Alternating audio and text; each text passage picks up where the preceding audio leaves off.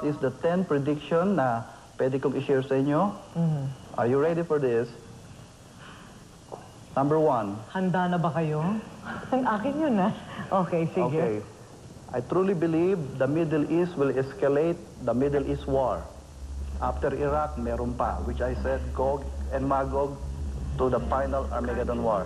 Number 2, what Europe, United Europe, is something to work it. Nag-uusap kayo ng investment nyo kanina. This is a good place to channel your investment. China is the next superpower according to Bible scholars, which I totally agree.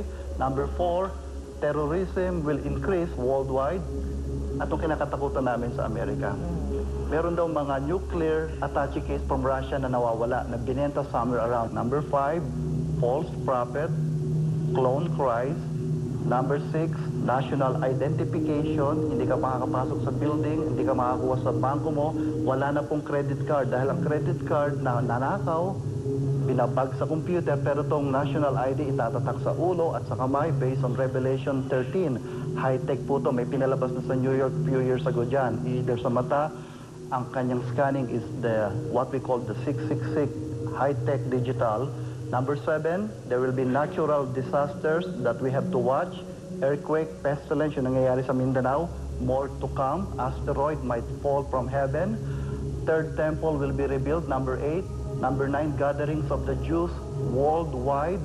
Excited sila yan. Last but not the least, I call this the worldwide revival. People will be turning on to God. Alright, so lahat naman po ng mga